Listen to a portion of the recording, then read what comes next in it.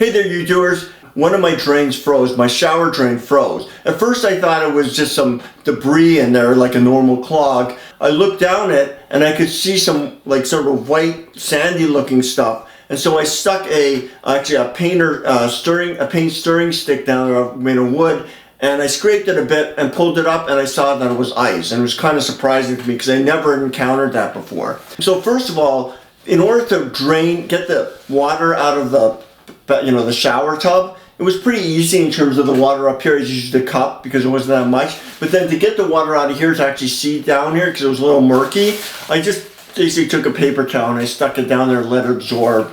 And then I used another paper towel and that worked fine. So maybe that can help you look down the drain when it's full, you don't know what to do. But I had to drain it a couple of times because in the method I used, I was adding water and then removing it. I actually have a pump that I use to siphon out the water. So this came in very handy. So if you have a pump, great. It'll make this a lot easier. So in order to unfreeze my drain here, which was basically frozen in this U throughout both sides. So what did I do to melt it? Was I used a combination of baking soda and vinegar, and then I would try to flush it or replace it with hot water and with salt in it. And so the hot water and salt, of course, I think most people understand how that works, is hot water causes the ice to melt from the heat itself, and then the salt itself, salt can lower the temperature, the freezing point of water, so that it would melt the ice, similar to when you throw salt, put salt on the sidewalk to melt the ice. And each time I did it, I would remove the water or the baking soda vinegar with my pump. Just because, the water sometimes would cool off, and so I did that a number of times, and eventually it broke through. So I want to show you and explain to you a little bit about how that works and why vinegar and baking soda is recommended. So here's my pipe, and I added some water here to represent the sitting water that was already in the pipe. Sometimes I could get it all out and I could pour the baking soda right down there, and sometimes I put salt down there too, but I could put the baking soda right down there so it was touching the surface of the ice with no liquid, but sometimes there was water in there. So I want to see what happens if there's water in here and I put baking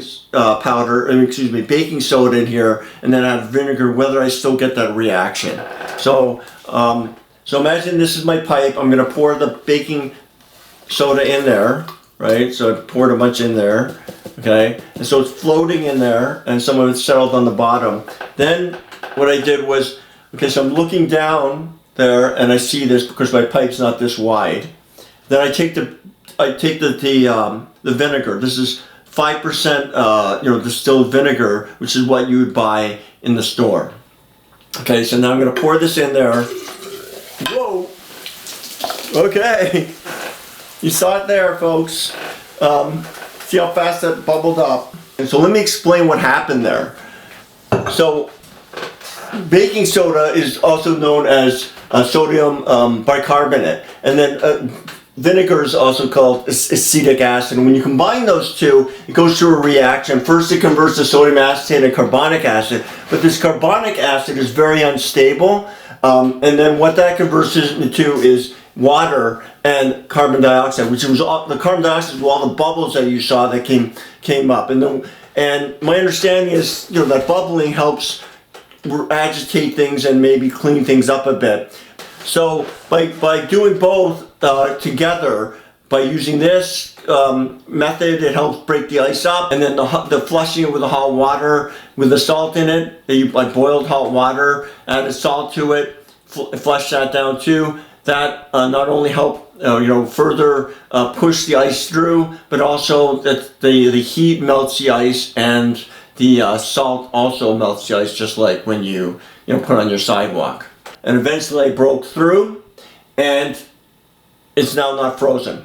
So that's what I did. And with the water I boiled it, but I let it cool off a bit. Some people say you can put boiling water down, but I just let it cool off just a little bit. I'm glad I didn't use any chemical cleaner, because I don't think that would help my situation. Hopefully that's helpful, because you probably did your own research and didn't really understand why they were recommending these things. Again, I just wanted to share with you my experience, because it literally took me hours, and I don't want you taking hours and hours to get things done. And please like and please subscribe. And I look forward to bringing you more and more things to help you get things done. Be safe.